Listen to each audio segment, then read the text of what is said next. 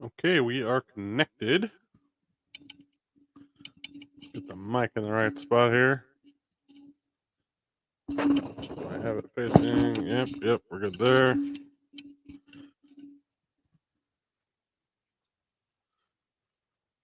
All right.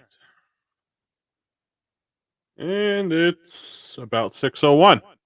Okay, so we are more or less on time here. I'm not sure how long we should give it for people to join. We didn't do a live last week, unfortunately. But it was the holiday, and I didn't really see a lot of point. I'm sure everyone had other things going on in their lives that were probably more important.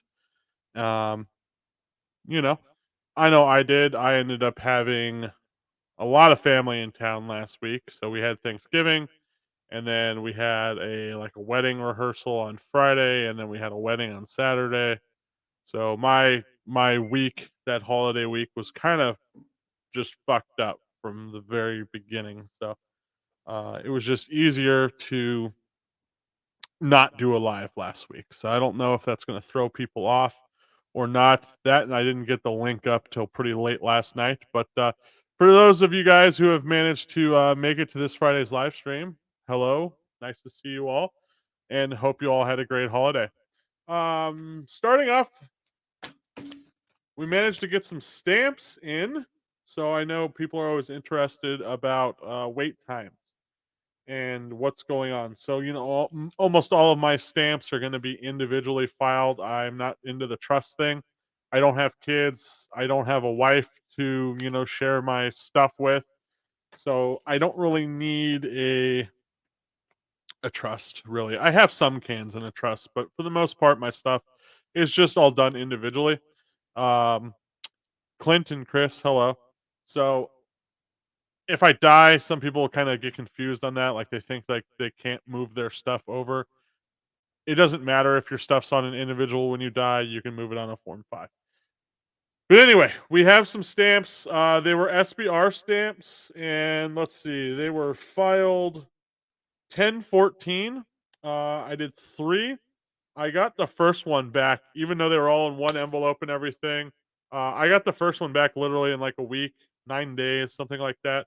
But then the other two, now this was interesting too. The one I got back quick was on a Strybog, right? So that's like an already built gun and all that. We're just taking a pistol and we're converting it over. The other two were stripped lowers. So I don't know if that had some sort of effect on why they took a little bit longer, but it's just something to note. But we got 10/14 was the submission. I had the fingerprints. I roll my own, by the way, in the mail that same day, and we got our first approval quickly. Our second one came on the 27th of this month. So, I mean, what's that, like 44 days, something like that? And then our second one took 2 days later, or our third one, I should say, took 2 days later. And we got it on the 29th. So, individual Form 1 SBRs, it looks like, at least for me, are taking about 45 ish days plus or minus. Let's call it plus or minus 5.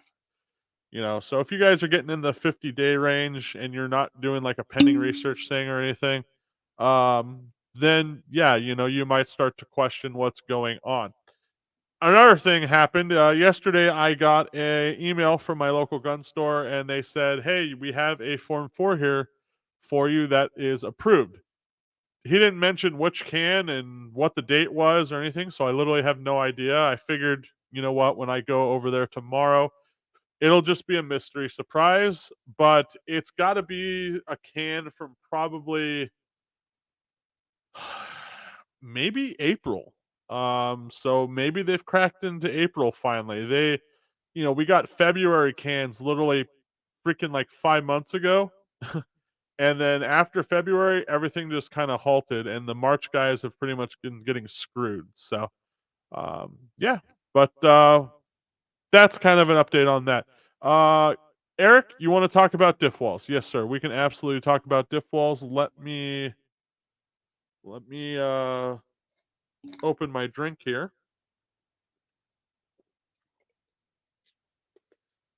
Okay, so diff walls. For the most part, the only company that's like actively using diff walls is YHM. Everyone pretty much knows YHM, uses a diff wall. There was lots of debate on why. Now, a lot of people think that most Form 4 companies do like an incredible amount of like super in depth testing and research and whatnot. Some do, a lot of them don't. I am not sure exactly what went into YHM's can development. I have no real clue, to be honest with you, other than picking up little pieces here and there. But generally speaking, diff walls were kind of like this anomalous thing that no one really knew if they were a good thing or a bad thing for a long time. So roll back, I don't know, what do you guys think? 2 years, and diff walls in the Form 1 community kind of became a hot topic. We did a couple diff walls in a 1.5 can, 1.625 can. Now, back then, we were really only shooting muzzle numbers. And looking back on that, like, we obviously were making mistakes only shooting muzzle numbers. So, luckily, over time, we've really refined our whole test process, procedures, yada, yada, yada. We have such a greater understanding of things today than even just like a year ago. Okay. We've come a long way in a fairly short amount of time as far as our little, Form 1 community or whatnot and understanding things. So, um, so here's the rub, right? A diff wall is flat. Okay. So let me get some props.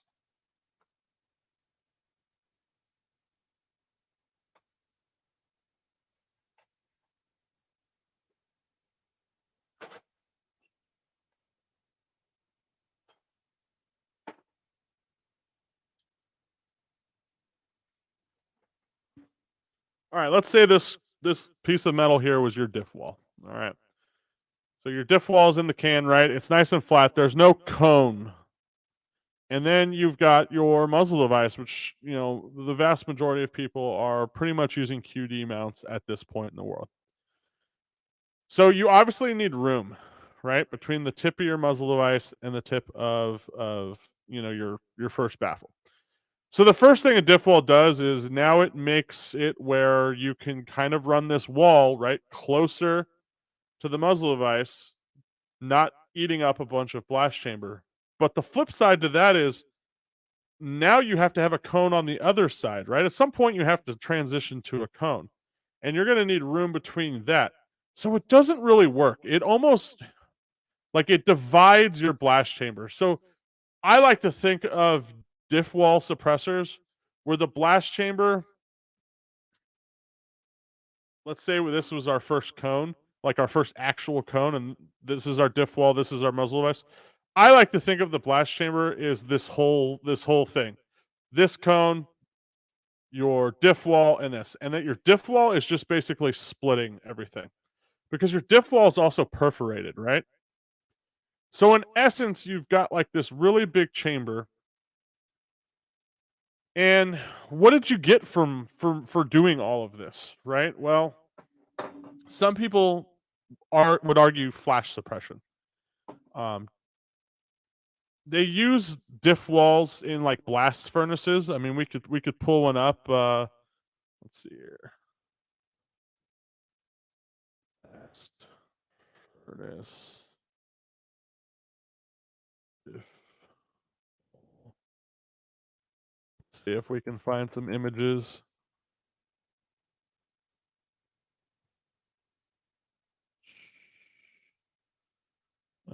There's some, but they're not really what I'm looking for. Well, anyway, I don't want to lose sight of the topic too much here, but you've got all these like holes around there, and a lot of people think that like that this is helping mitigate flash in the suppressors. That the idea behind it is that it's working sort of just like a flash hider works, right? Where we're mixing our combustion gas a little bit better and getting that total combustion to happen sooner. Now, the thing about a suppressor though is you've got all this length and all these baffles already making gas come off the center line through the clips and mixing around and before it exits out like that already is kind of taking place no matter what in the can. So at least in the little bit of testing that I have done with them, I wasn't able to find that, there was any real reduction in flash that just your overall suppressor design wouldn't give you. Okay. So if we eliminate that argument and we now eliminate like the blast chamber argument where, okay, we've got a flat thing so we can have a smaller kind of blast chamber because at the end of the day, the backside, the next cone has to be spaced further away still and it's perforated, right? So there goes our kind of like maybe we're saving some length so we can get more cones in their argument. So what does that leave us? Well, that leaves us wear and tear in the suppressor. So super alloys, right? That's going to be your Inconels, that's going to be your Stellites, things of that nature. They're very, very expensive. Okay. A lot of times they're harder to machine. You get into some of those materials and you have to figure out a way to incorporate them into a can because sometimes they cannot be welded. So for instance, YHM has to float their diff wall between their blast chamber section and drop here.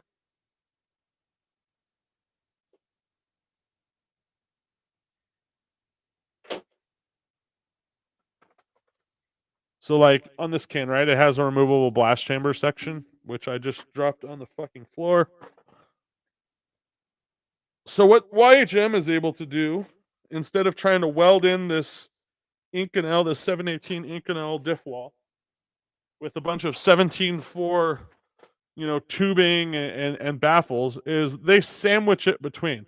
So just imagine a disc being sandwiched between these two things. So it's floating in there, right? So what would be easier to do? Float a baffle, float a disc? Probably roughly about the same.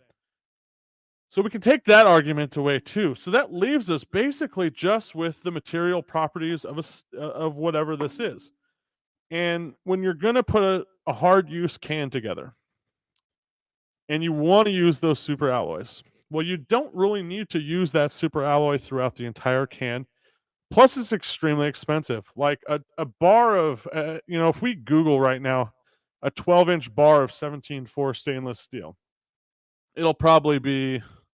It's been a while since I've bought a short bar of stainless, so I'm really not even sure. But it'll probably be somewhere in the stainless. 17.4 has gone up in price, so let's call it like $7 to $8 an inch. Let's go to the high side, probably. But you're still going to find something like a 718 Inconel at like $100 for a 12-inch bar versus maybe like $20 to $30 for a 12-inch bar of 17.4, right? And that's, I mean, I'm just going off prices I like from a while back. It's probably gotten worse than that now. I wouldn't be surprised if it's like $200 for a 12-inch bar of 718 at this point.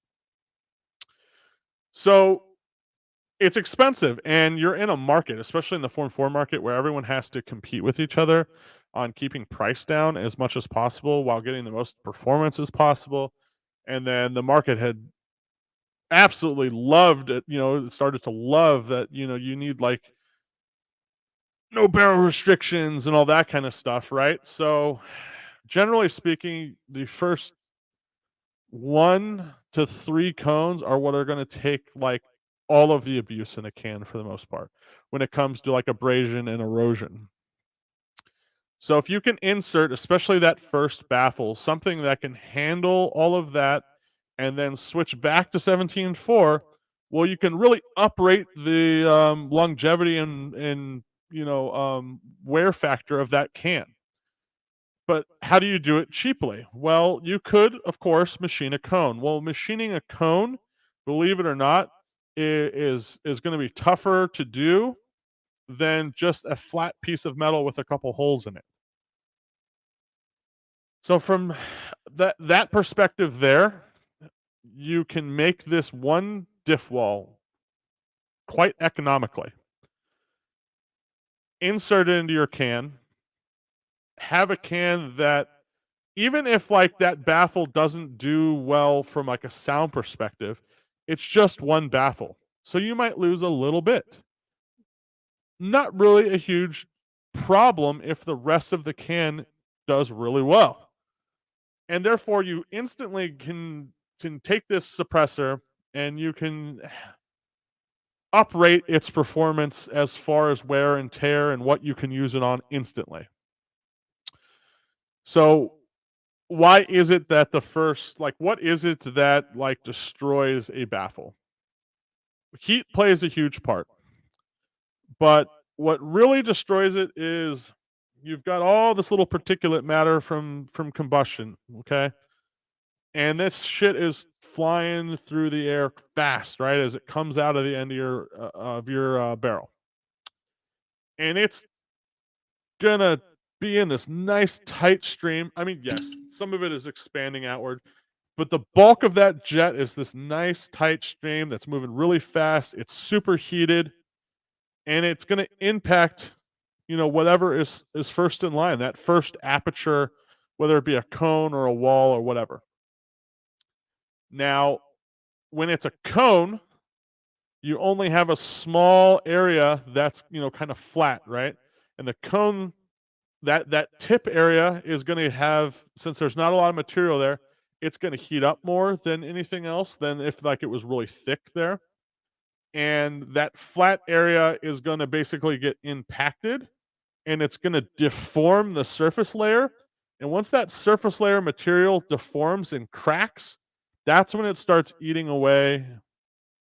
So when you can see this really well actually when you look at a 17-4 blast baffle that's been, just pitted to shit, right? If you can come up with a material that doesn't manage to crack on that surface layer, well, then it's going to last a lot longer. Now, a lot of people chase surface hardness for this, and you can read a lot of like papers and research and stuff on this. There isn't a perfect correlation, actually, though, even though you would think like, okay, if the surface of a material is harder, it should be more resistant to this happening. And that's not always perfectly true. It's interesting. It's a topic that I've always actually really enjoyed. So then the other thing that you can do is you can use geometry to play with these things. So think about it just like a bullet, right? When it's flying through the air. If if you can hit something at an angle, it's going to skip off, right? So your little particulate matter, if it can hit, on the sides, it can skip off, and that's not going to transfer nearly as much energy into that surface, and it's not going to crack that surface and wear.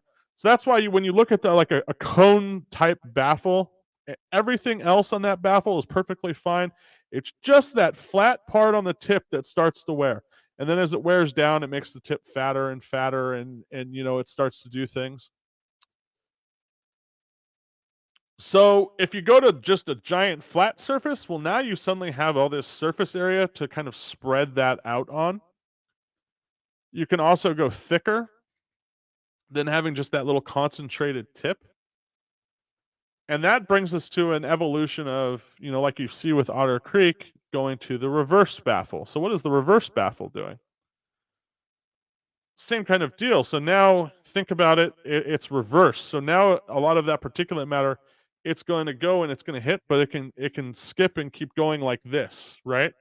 And because it's now come into contact with material, it's instantly being slowed down quite a bit. But it's still, as it exits that first reversed baffle, it's still going to be pretty gnarly, and it's still going to be pretty concentrated, but it's not going to be as bad. And that's why you then see the second baffle in those styles of cans taking on a considerable amount of wear. So then you still have to really focus on that second baffle. But it's not as bad as what it would have been on a first baffle in those same situations, right? So it's a it's a give and take. And then after the first two baffles, generally speaking, maybe three, especially if you're running super short stuff, Like you've eliminated all of that. You've slowed all that particulate matter down, or it's burnt up by that point. And now you're just really contending with heat at that point for the rest of the can, right? And heat, that is what splits cans open and things of that nature. With coupled with pressure, of course, right? Especially lateral. Like a lot of people, we always think of like hoop stress, right? But it's not all that. It's some of that, but there's also force, in that other direction as well. I might lose my voice. Okay, so you guys have said a whole bunch of stuff. So now let's try to see what I can expand on here.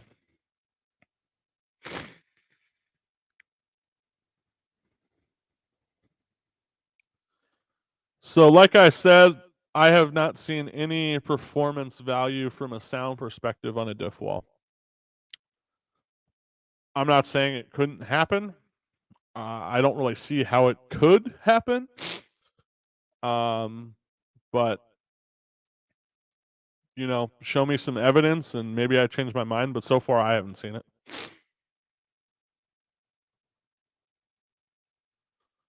If I had to buy a commercial dedicated 556 suppressor right now, which would I buy? Wow. You're not going to like my answer because it's not going to have a 556 bore, and you're going to call me crazy. Buy an Anthem S from Liberty Precision in 17.4. Yep, that's what I would buy.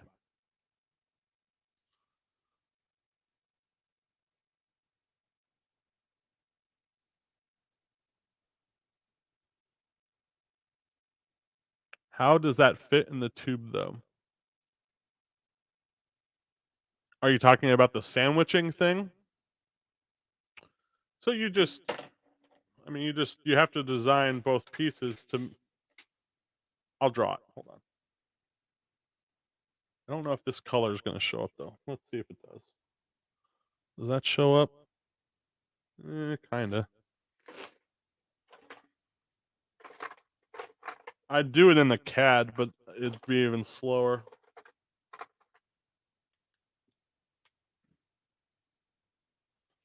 That color show up? Yeah, that shows up better. Okay, so how would it be sandwiched? So, I'm gonna just kind of do this down and dirty.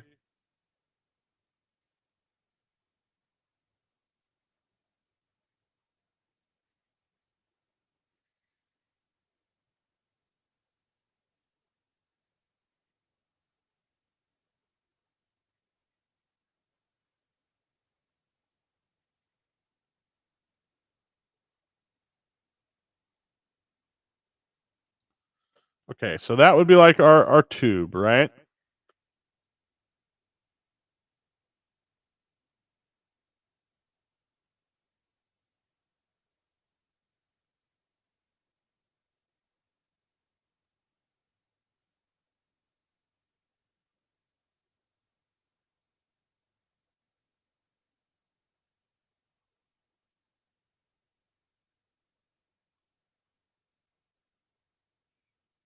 Trying to do this as fast as I can, guys. I'm sorry. Okay.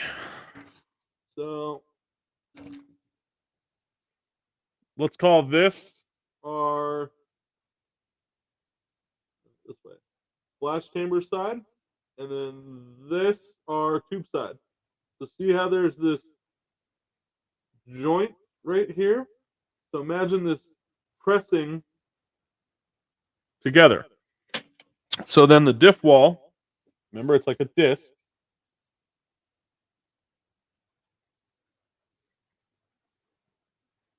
And again, you could do it with a baffle too.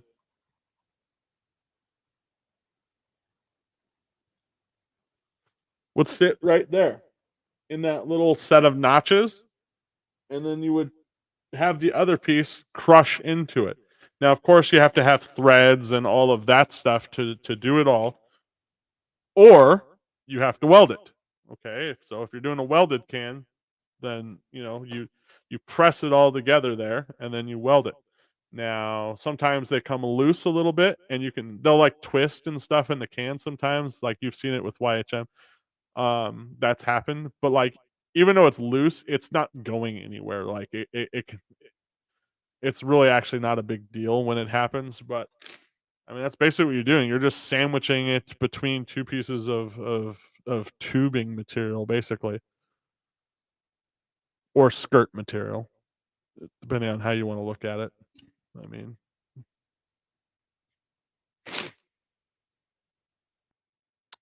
yeah, I think we got that covered. Interruption of gas flow with small ports. People got to get over this interruption of gas flow. Suppressors don't work that way. It's all about controlling flow rate in the can, and you can either. I mean, gas is going to take the path of least resistance, which is right down the center, right out the bore. So you have to find ways to get the gas off the center, okay, and actually catch it in the can. But when you do that, like if you do it really, really well, you create back pressure in the can. Okay.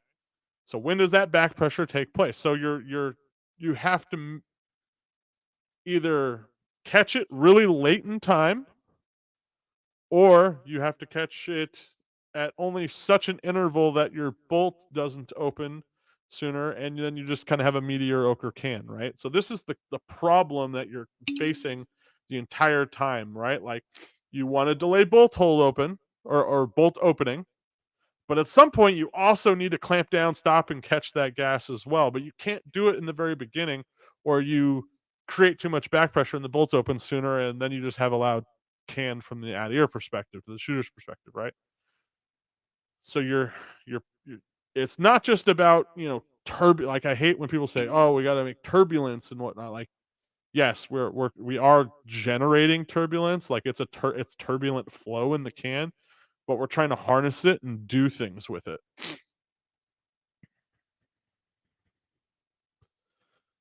I mean, you're basically doing the same thing with a blast baffle without the holes. You're basically doing what a diff wall is doing, but now you're not getting like the benefits of like that extra internal volume, because again, if the holes are there, then you get kind of this bigger first chamber for gas to kind of fill up in, if that makes sense. So it's kind of like holes, no holes, should you have them?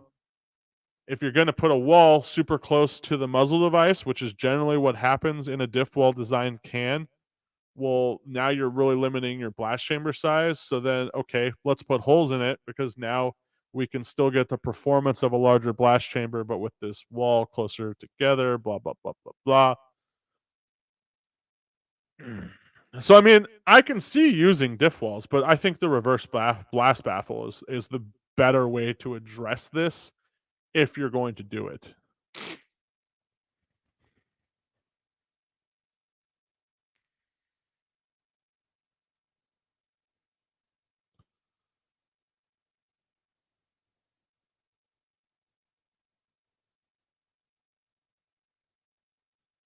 We have been talking about differential walls, diff walls. I don't even know who the first person was to even use one. I wonder who. Anyway, we've been talking about diff walls, which is that first blast baffle in like a YHM can. That's what we've been talking about.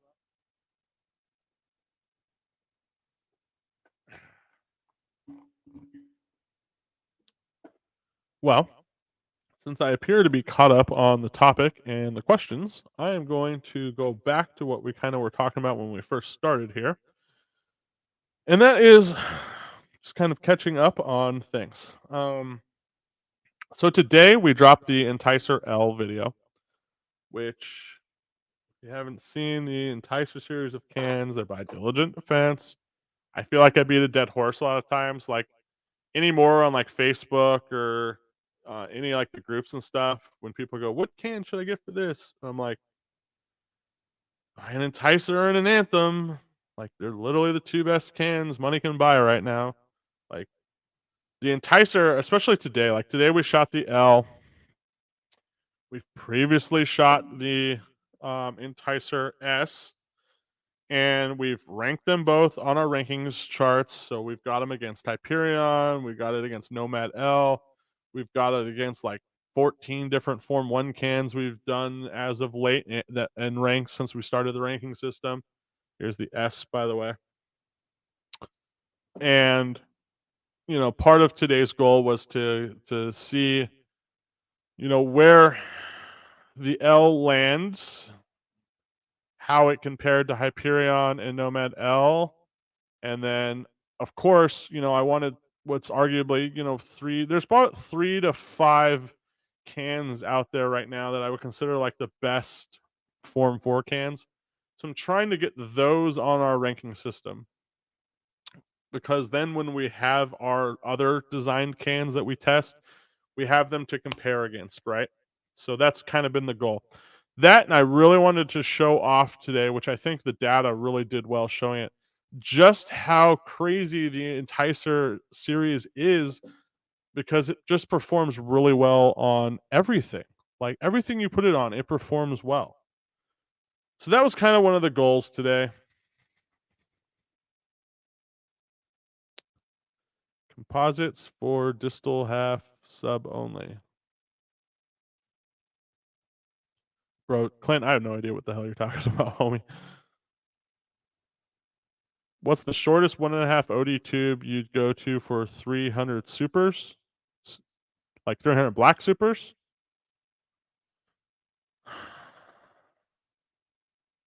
I mean, it greatly depends on how good the design is inside of it. That's the biggest thing. But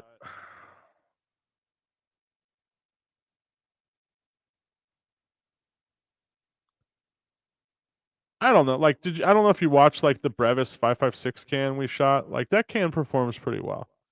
Now, it's also going to depend on your host though. Like, that's plays a big part of it. Like, you shoot a shorter can on a host that's got like a longer gas system or is well tuned. You can get away with shorter cans then. If you're not aggressively tuning a gun, then a lot of times you have to do some different things with the can to make up for that, right? So then you might need a little bit more can. But generally speaking, 7 inches is like 6.75 to 7 inches is like let's say you don't want a full size can, you want like an S size can, and you're looking, to run a fairly small tube size, like you're saying, like 1.5, then I would probably build something 6.75 to 7 inches. Like that's gonna give you, especially if you do it right, like pick one of our high performing designs, on the top of the list or something, because those are gonna give you what you're looking for. Why Anthem over Polonium K? Because it's gonna perform better than Polonium K.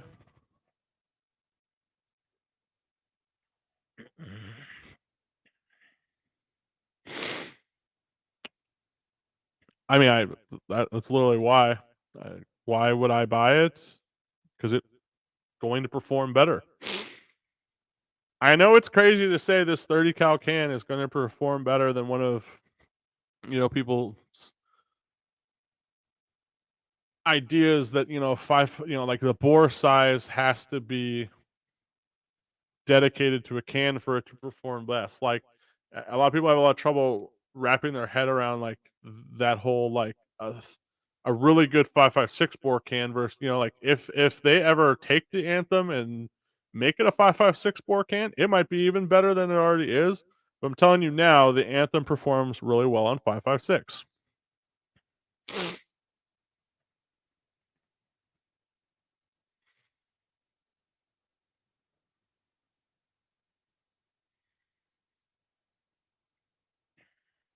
Fucking losing my voice. I got like this, like feel like this. I'm getting stabbed or something, man. I've had like bad allergies all week, and they've been fucking driving me nuts. Do you think a flow through reflex would have any better properties than a standard reflex like the OCM5 or the Ops Inc. can? Well, the Ops Inc. can basically is a flow through can. I don't know if you've seen how it works, but it's dome shaped baffles. So think like a dome, and they're perforated, kind of like a diff wall, but they angle them in a way that like gas can like bounce off the next baffle and into the the jet down the center, and that's kind of how it works. Like that's kind of how uh, like clipping is to basically get gas off the center line, lengthen our flow path in the can, things of that nature. We can't clip a domed baffle. So they kind of went, okay, well, what can we do? Well, we can kind of use like a billiard table and we can kind of bounce gas into the flow and try to do it that way. So, but it's all perforated. Like all the cones are perforated. So like it is a flow through can. Most of the Surefire cans use a baffle extremely similar to the Ops Inc. cans, and same kind of deal. They're a domed baffle that's perforated. So I mean, they're very much so very a flow through can. That term has gotten like super synonymous with like performance. In a lot of ways, it is, but that's because for many years, you've had only suppressors out there that are basically just like super efficient gas traps, stack a lot of baffles in there, whatever. And then that creates, too much back pressure and ends up being fairly loud, for the shooter, especially when you're shooting something like 5.56. So then, okay, well, we start poking holes in things. We start increasing that flow rate through the can. We don't poke too many, and we kind of find this middle balance. And voila, suddenly this sounds better. Great flow through cans are good. It's not till you get to like um Huxworks and OSS. I had to think of their three different names they go by there for a second. That you suddenly get okay. How can we do flow through, but like actually do it where we're doing something super meaningful and I feel like those are like the true flow through styles of cans, or like your Helios with a vented end cap. Like that's a flow, like you're really actually flowing gas in its own pathway around a baffle stack, basically, and not just poking holes and kind of going through it. But regardless, you're doing similar things. But when you get to Huxworks and OS, that's a whole total game changer, right? Because now you're talking about multiple coaxial areas. You know, you're talking about spinning the gas around. You're you're you're having it flow through, but you're making it take as long as possible by making it twist and making it go through levels. And it works to a point. Um, but that said, like they score really well, right? Especially from a hearing damage perspective. Like the Flow 556, like it scores really well. And that's because the whole event, of this gas release to atmosphere, it takes place over a super short amount of time. But they're still like even now, like I know people are like really in love with them right now. The new Flow 556K does really well, numbers wise. But it still has like a sound to it that's not that great. Um so as far as a reflex can goes, now taking it reflex, I mean, yes, reflex generally speaking is going to let you get more performance out of a shorter package, because you're basically able to move some of that blast chamber behind you. But then going to like a flow style, like it's just going to depend on what the flow can like style is, right? Like it's too broad of a term to just go, yes, this will be better, like it's like saying, will a four-door sedan be better than this two-door sedan at the track tonight when we run the quarter mile? Like, well, I don't know. What fucking motor is in the thing? Did they do suspension? Like, hopefully that maybe metaphor makes a little bit more sense. I need some Afrin. Dude, you gotta stay away from that kind of stuff. You use it for more than a day or 2, and it'll actually make you even more clogged up.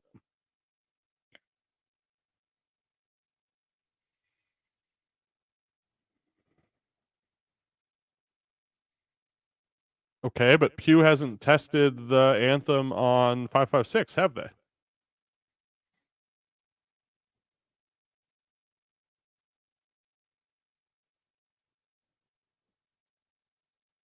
I'm not, and to be clear, I'm not saying don't buy a polonium. I'm not at all. You guys just asked me what can I would buy if it was me, and I answered. I mean,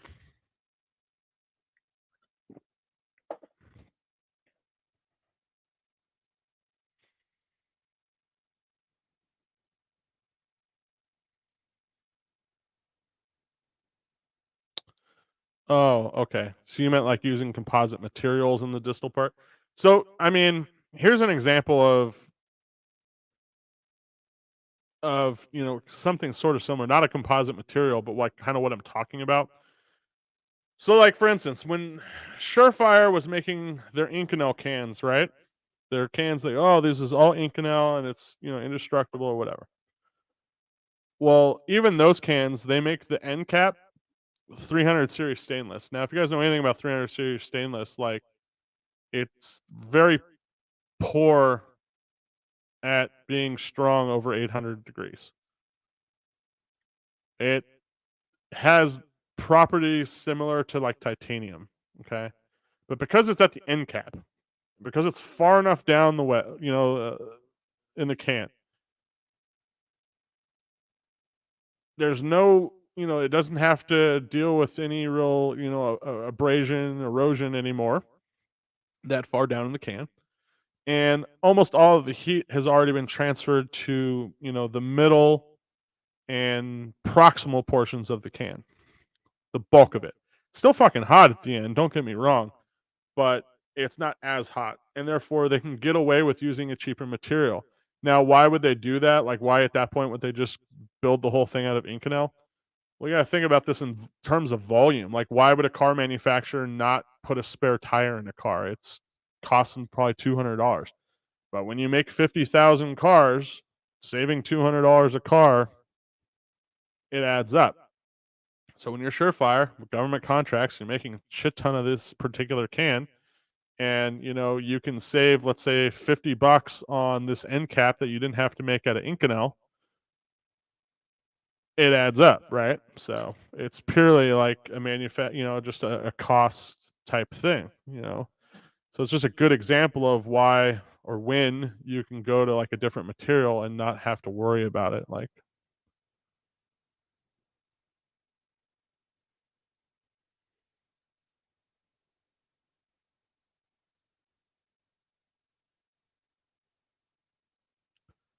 stick a 556 cap in what? An Anthem? I mean, I think you should.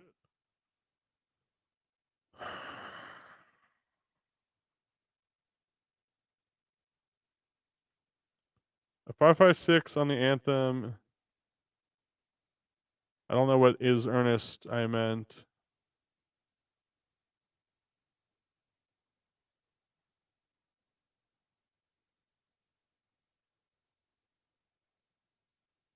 Clint, you gotta slow down and type a little clearer, homie.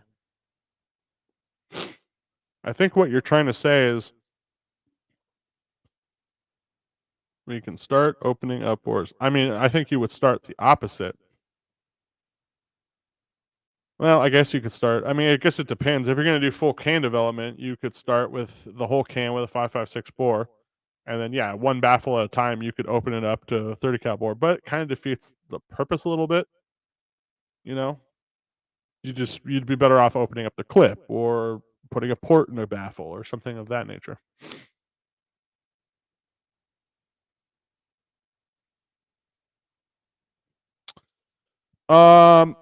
That it got leaked today. I think I saw one like a week ago.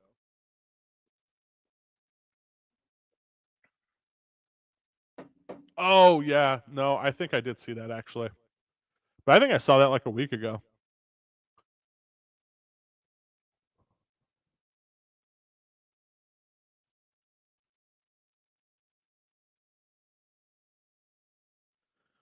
That style of can is actually a lot older than Huxworks and OSS. Uh, they're just in our generation, so that we think of it that way. All right, I gotta go blow my nose. I'll be right back.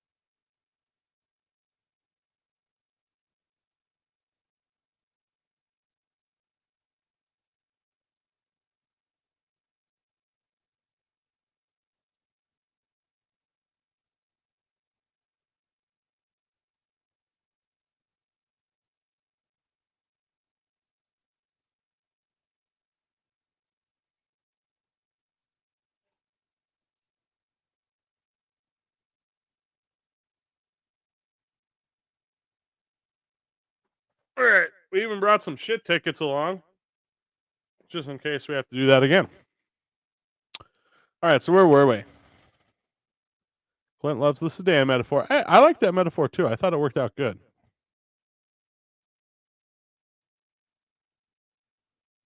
Looking to have my Sandman record any recommended baffle style for 556. Well, there's a problem with that. And that is who is going to record.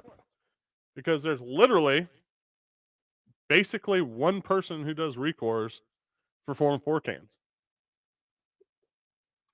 Which in itself is pretty wild, to be honest with you. I've had conversations with a few places, friends of mine. And we've talked about starting, like a recore service where we do, like lots of different baffles and designs and stuff like that. But everyone has, their own like businesses and stuff already going. And there's not like a ton of money in it either. So it'd be not easy to get it started. So it's just one of those dreams that hasn't really come to light. But I mean, there's literally no one but Echo Machine. Like that's all there is for recourse. Love Echo. When he first started his business, he spent like a couple years just trying different baffles and things and coming up with the designs he has now. And he's been using them for quite a while. And they've been great. But over time, the world learns things and cans get better, Form 4 cans get better. And, some of those are getting, what really outperformed by some of these more complex designs. So I mean, he's not going to be, unless you go and like have him do you a full coax can or something like that. You're basically going to get like a 50-degree baffled can. There might be a couple step baffles in there, um, and that's what he's offering. So that's going to be similar to like,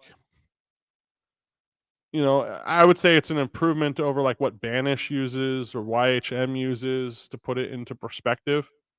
Um, but you're not going to get a Recore from him that's like a Hyperion or a Nomad L.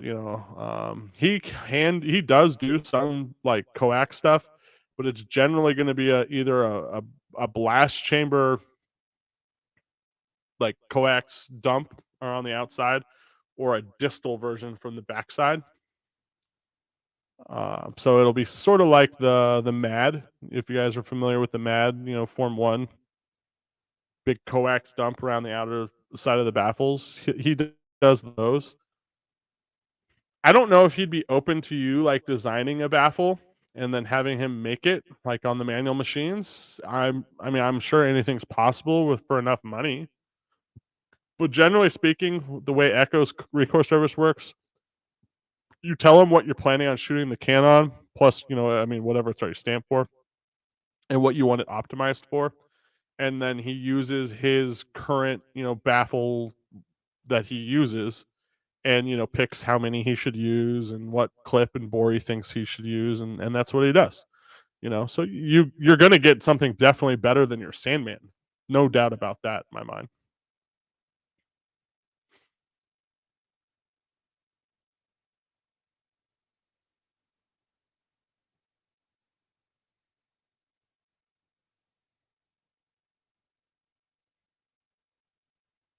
Yeah, reselling 4 and 4 cans is fucking hard, and you don't get dick for money typically out of them. I mean, and it makes sense. Like, it's been used, it's been abused. Where do you market it? Gunbroker is pretty much the only place. Um, you still have to deal with all the Form 4 bullshit that goes along with it. Like, so unless you're someone getting a great, like, why would you buy a used can over a new can? Literally, the only reason is because you're trying to get a really good deal, you know? Or like it's some clone correct can or some super nostalgic can. Those usually have, fairly good resale capabilities. But generally speaking, it's pretty hard to resell cans. Maybe a local gun store will take it off your hands and put it in their case and try to resell it. But then now they have to make money too, right? So they're also selling a used can. So I mean, you can see how quickly the value of that can goes down. So you NFA items, unless they're machine guns, typically not very easy to get your money back out of them.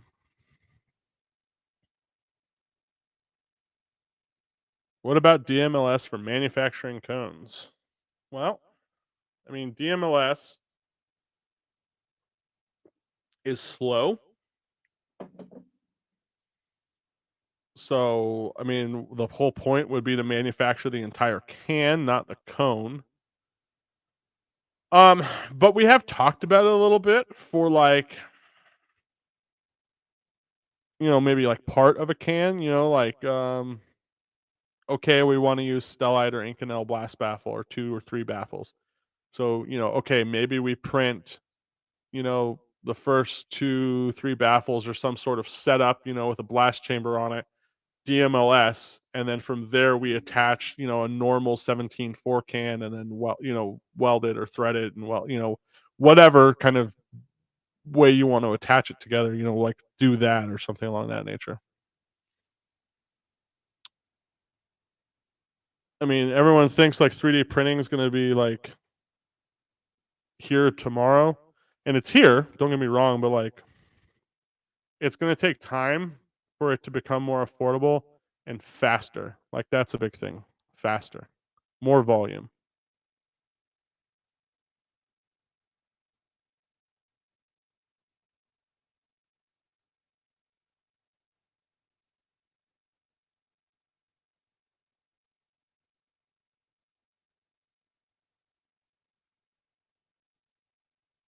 Yeah, I guess that's something I didn't even think about, but yeah, the whole you have to be 21 thing unless it's whatever. Yeah, I never really got that one either.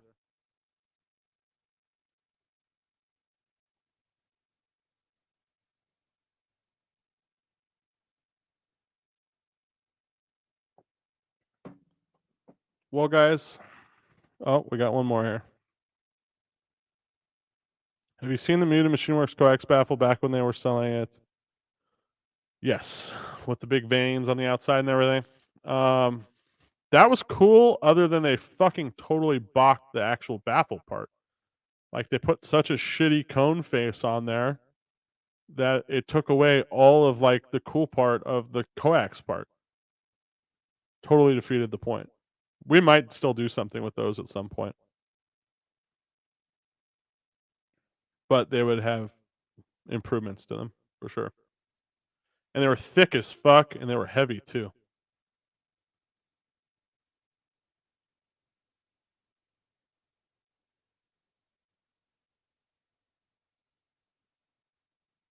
Hold on, there's a second part to your can.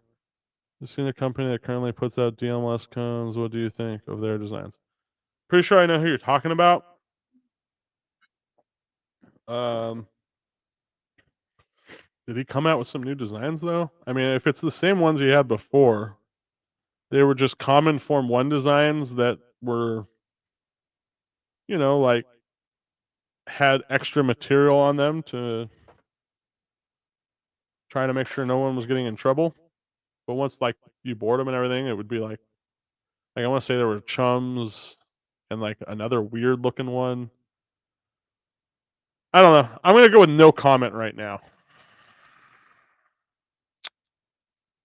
We're gonna do the 22 can finally that has like a deep pocket style weird radial with porting in it. It's pretty neat actually. But we're gonna do 22 stuff. That's my plan this weekend is to shoot 22 stuff and finally get some 22 content because we've been lacking on getting you guys 22 stuff for a while now. The rifle stuff and the 9mm stuff has just been sucking up all of the content. From there, the most requested thing right now is the next version of the Super Duper can with selective venting. That by far is what people are asking for.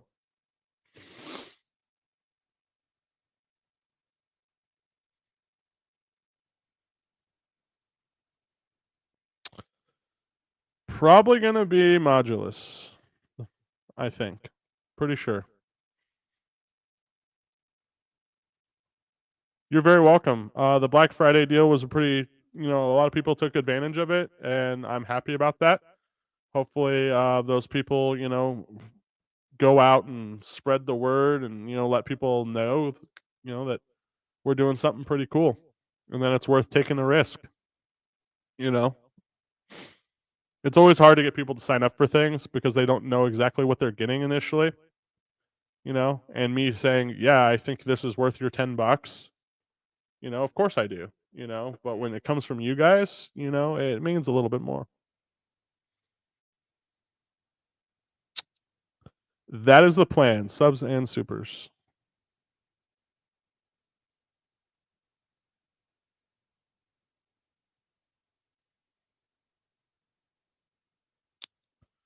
Where to find info or a legit part? I mean, info.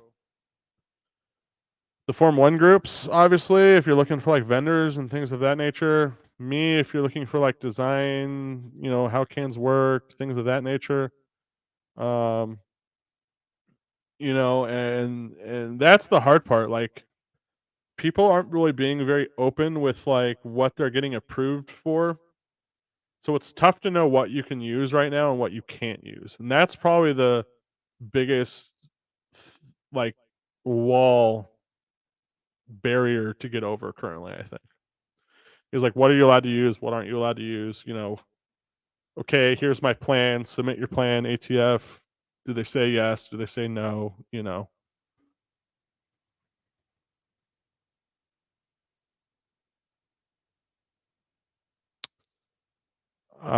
Dustin. I mean, that's what we do on the Patreon. Like that's what the whole form. That's the whole Silencer student membership. I mean, that's literally what it is. Our ranking system. All of the cans we've made, testing, developing. I mean, it's so much I don't even know like where to start. We have a whole world of stuff you probably wouldn't even believe. Yeah, I'm probably gonna shoot it. We'll probably be due for another like 300 black super, and then like 762 by 39, challenge. Maybe in January, I would think. We got some content to get through before then, and we just recently did the last one. And I already planned on making sure the Enticer was one of those cans that we shot during it.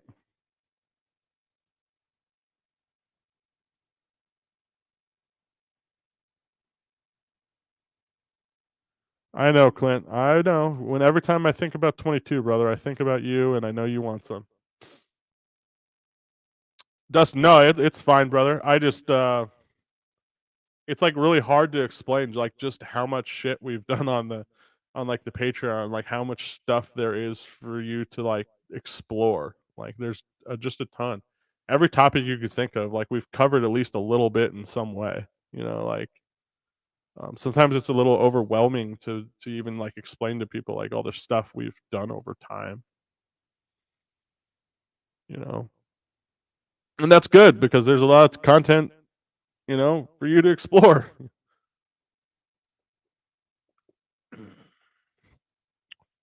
Alright, guys, I think I'm gonna wrap it up here. I'll see you guys later. Have a good weekend. We'll see you guys, Tuesday for the tabletop review. And, yeah, I think we had a pretty good live, though, tonight. I think we covered some interesting topics. Keep them coming. And, yeah.